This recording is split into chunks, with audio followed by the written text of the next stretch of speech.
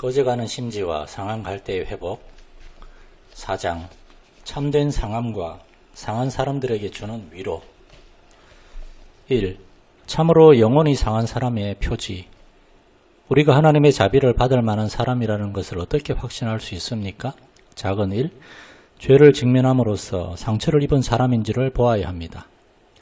본문에서 상한 갈대가 의미하는 바는 단지 시련 때문에 풀이 죽은 사람이 아닙니다. 그들은 그 시련을 통해서 자신의 죄를 직면하게 된 사람입니다. 그리고 그렇게 자신의 죄를 직면하는 것이 그들에게 가장 큰 상처가 됩니다. 양심이 죄책을 느끼게 되면 양심은 죄책감 속에서 자신의 영혼을 향한 하나님의 진노를 상기하게 됩니다. 그 다음에는 죄로 인한 이런 양심의 큰 고통에 그보다 더 가벼운 모든 문제들도 가세하게 됩니다. 신체에 병이 들거나 아픈 부위가 생기면 나쁜 체액이 모두 그곳에 모이는 것처럼, 또 채무자가 붙잡히면 채권자들이 한꺼번에 모두 몰려오는 것처럼 양심이 한번 각성되면 이전에 지었던 모든 죄와 눈앞의 시련들이 가세해서 그 상처를 더욱더 고통스럽게 만듭니다. 이렇게 상함을 입은 사람은 자기를 상처 입힌 분의 자비 외에는 그 어떤 것으로도 위로받을 수 없습니다. 오라, 우리가 여호와께로 돌아가자. 여호와께서 우리를 찢으셨으나 도로 낫게 하실 것이요 우리를 치셨으나 싸매어 주실 것임이라. 호세아 6장 1절. 주여, 당신은 나의 죄값에 맞게 나를 상처 입히셨나이다. 그러나 부디 내 마음을 다시 소성시켜 주소서. 2. 죄를 미워하고 하나님의 호의를 선히 여기는지를 보아야 합니다. 진실로 상함을 입은 영혼은 죄를 가장 사악한 것으로 여기게 되고 하나님의 호의를 가장 선한 것으로 여기게 됩니다. 3. 하나님의 자비를 제일 기뻐하는지를 보아야 합니다. 진실로 상함을 입은 사람은 이 세상의 왕국에 대한 이야기보다는 오히려 하나님의 자비에 대한 이야기를 더 많이 듣고 싶어 합니다. 4. 참된 겸손이 있는지를 보아야 합니다. 그런 사람은 자신에 대한 자부심을 잃게 되어 자신은 땅을 딛고 서 있을 가치조차도 없다고 느낍니다. 5. 다른 사람들을 향해 동정과 연민을 느끼는지를 보아야 합니다. 그런 사람은 전에는 다른 사람들에게 아주 엄격한 태도를 취했지만 이제는 더 이상 그렇게 엄격하게 대하지 않습니다. 오히려 하나님의 손 아래 있는 사람들을 향해서 강렬한 동정과 연민을 느끼게 됩니다. 6. 성령의 위로를 사모하는지를 보아야 합니다. 참으로 영혼이 상한 사람은 하나님의 성령의 위로를 받고 사는 사람이야말로 이 세상에서 제일 행복한 사람이라고 생각합니다. 7. 하나님의 말씀으로 인해 떠는지를 보아야 합니다. 그는 하나님의 말씀으로 인해 떨며 좋은 소식을 전하는 자들의 발을 아름답게 여깁니다. 그는 형식적인 일보다는 상한 마음의 내적 훈련에 더 많은 관심을 가지며 위로를 주는 모든 거룩한 방편을 매우 신중하게 사용합니다. 큰 2. 참된 상함에 이르는 길. 그러면 어떻게 이런 상태에 도달하게 됩니까? 먼저 우리는 상함이란 것을 하나님께서 주도권을 가지고 우리를 인도하여 들어가시도록 만드는 어떤 상태 또는 우리 자신이 열심히 수행해야 하는 일종의 의무로 여겨야 합니다. 본문에서 상함은 이 두 가지 모두를 의미합니다. 하나님께서 주도권을 가지고 우리에게 상처를 입히실 때 우리는 반드시 하나님과 연합해야 합니다. 그러므로 하나님께서 우리를 낮추실 때 우리도 우리 자신을 낮추어야 합니다.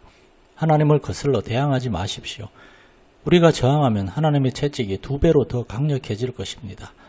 그리스도께서 우리에게 행하시는 모든 것이 우리로 하여금 자신의 마음을 살피게 하는 것임을 알고 그분이 우리를 징계하실 때마다 그분이 정당하다는 것을 시인합시다. 그리스도께서 먼저 우리를 상처 입히실 때 비로소 우리도 우리 자신을 상처 입힐 수 있게 됩니다. 그러므로 우리의 비참함으로 인하여 애통하며 주님께 이렇게 말씀드립시다. 주님, 내 마음은 이 모든 것이 절대적으로 필요합니다. 그러하오니 어느 것 하나라도 아끼지 마시고 저에게 베풀어 주소서. 우리는 마음의 완고함을 철저하게 깨뜨리고 할 수 있는 한 자신의 죄를 더욱더 심각한 것으로 부각시켜야 합니다. 우리는 우리를 대신해서 상처받으신 그리스도를 바라보아야 합니다. 우리가 우리의 죄로 찔러 상처 입힌 그분을 바라보아야만 합니다. 그러나 하나님께서 성령으로 우리 죄를 우리 눈앞에 나열하시고 우리를 증언대로 몰아쳐서 우리로 하여금 자신의 죄를 깊이 확신하게 하지 않으신다면 이 모든 방침들도 아무런 효과를 거둘 수 없을 것입니다. 죄를 확신하게 될 때 비로소 우리는 자비를 구하게 됩니다. 죄에 대한 확신은 우리 속에 참여하는 마음을 만들어내고 그 마음은 겸손을 만들어냅니다. 그러므로 하나님께서 우리 영혼의 구석구석에 투명하고도 강력한 빛을 비추어 주시고 그것과 함께 우리 마음을 겸손케 만드는 능력의 영을 부어주시기를 갈망하십시오. 우리 자신을 상처 입히는 방법을 획일적으로 지정할 수는 없습니다. 그러나 지금까지 살펴본 바로는 다음과 같은 방법이 있습니다. 우리는 무엇보다 그리스도를 존중해야 합니다. 그리고 우리에게 구주가 반드시 필요하다는 사실을 볼 수 있어야 합니다. 또한 오른손을 잘라내고 오른쪽 눈을 뽑는 것과 같을지라도 우리 가운데서 잘못된 것은 반드시 고쳐나가야 합니다. 그러나 이러한 겸손의 작업을 경시하는 위험한 주장이 있습니다. 그렇게 주장하는 몇몇 사람들은 그리스도께서 상한 갈대를 꺾지 아니하시는데도 사람들이 자신의 마음을 과도하게 다루는 것은 겸손을 핑계삼아 그렇게 하는 것일 뿐이라고 말합니다. 그렇게 주장하는 사람들은 갑작스러운 공포나 순간적인 슬픔이 결단코 우리를 상한 갈대로 만들지 못한다는 사실을 알아야만 합니다. 머리를 갈대같이 약간만 숙이는 것으로는 충분하지 않습니다. 이것이 어찌 내가 기뻐하는 금식이 되겠으며 이것이 어찌 사람이 자기의 마음을 괴롭게 하는 날이 되겠느냐. 그의 머리를 갈대같이 숙이고 굵은 배와 재를 펴는 것을 어찌 금식이라 하겠으며 여호와께 연락될 날이라 하겠느냐. 이사야 58장 5절. 오히려 죄의 형벌보다 죄 자체가 더 악하게 보이도록 만드는 그런 종류의 슬픔에 우리 마음을 오랫동안 담가두어야 합니다. 그러면 마침내 우리는 죄에 대해 거룩한 전쟁을 선포하게 될 것입니다. 그렇지 않으면 우리는 마땅히 행해야 할 겸손의 작업에는 전혀 손도 대지 않은 채로 하나님께서 우리에게 상처 입혀 주시기만을 막연히 기다리다가 나중에는 통렬한 참회가 그렇게 해주기만을 막연히 기다리는 꼴이 됩니다. 여기서 우리가 반드시 짚고 넘어가야 할 점이 있습니다. 어떤 영혼들의 경우에는 너무 과도하게 그리고 너무 오랫동안 이 상함에 빠져 있는 것이 매우 위험하다는 것입니다. 왜냐하면 그들은 다시 소생하기도 전에 상처와 무거운 짐에 짓눌려 죽을 수도 있기 때문입니다. 그러므로 이런저런 사람들이 모여있는 모임에서는 모든 영혼들이 각각 적당한 도움을 받을 수 있도록 위로를 섞는 것이 바람직합니다. 그러나 우리의 죄보다 그리스도의 자비가 더 크다는 사실을 늘 초석으로 삼는다면 우리 마음을 아무리 정밀하게 다룬다고 할지라도 전혀 위험하지 않을 것입니다. 온전한 몸으로 지옥에 떨어지는 것보다 상함을 입고서 천국에 가는 편이 훨씬 낫습니다. 그러므로 상처가 완치되기도 전에 너무 일찍 자기 자신을 포기하거나 붕대를 풀지 마십시오. 오히려 모든 것 중에서 죄가 가장 쓰고 그리스도께서 가장 달콤하게 될 때까지 이 작업을 충실히 감당하십시오. 큰 삶, 보다 연약한 자를 위한 기도. 그러면 우리가 죄의 형벌보다 죄 자체를 더 슬퍼하지 않는다면 상함을 입은 것이 아닙니까?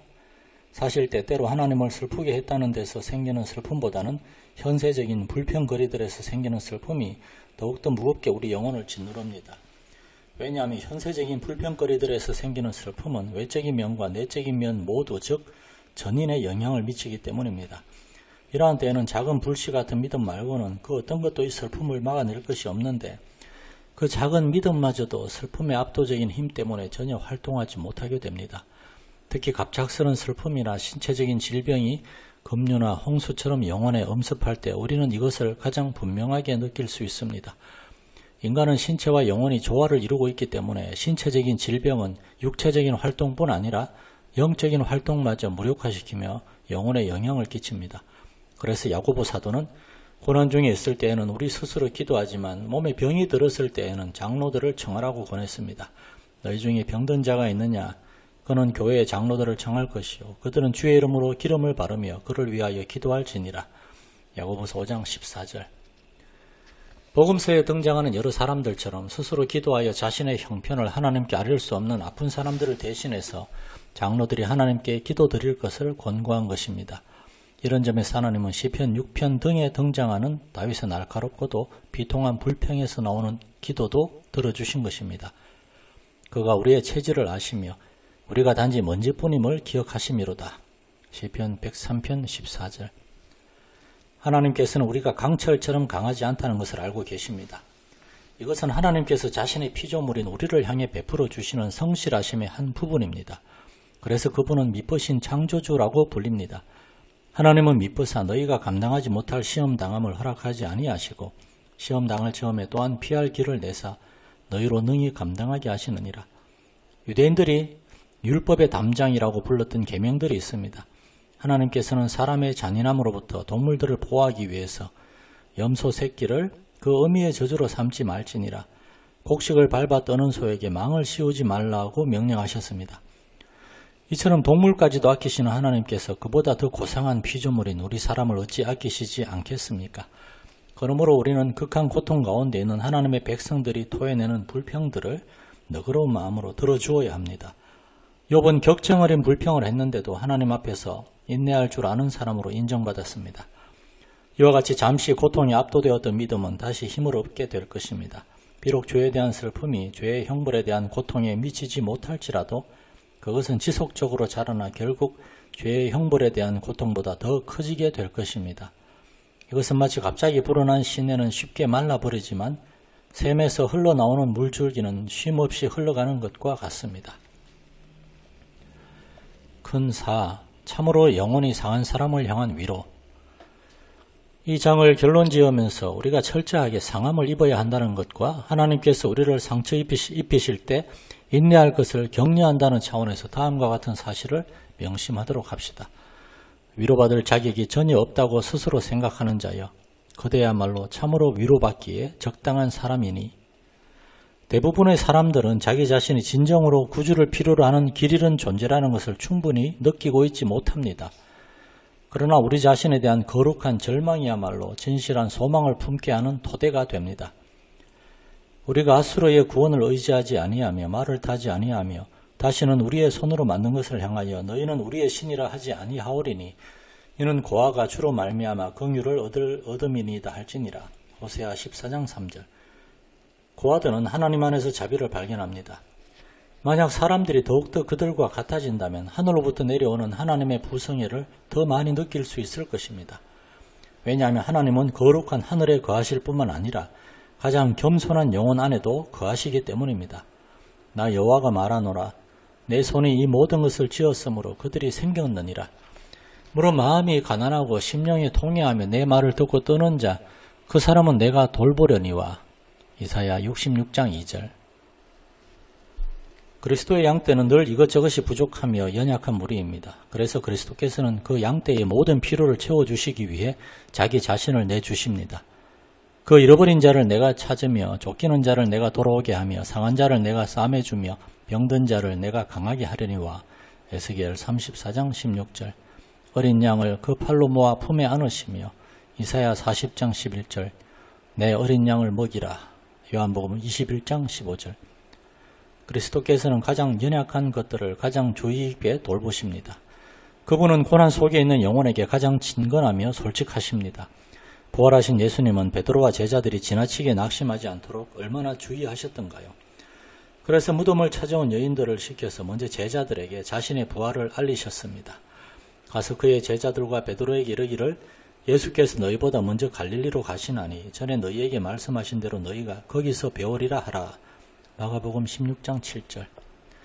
예수님은 그들이 예수님을 배반했다는 죄책감으로 인해 영적인 침체를 겪고 있다는 것을 알고 계셨기 때문에 그렇게 하신 것입니다.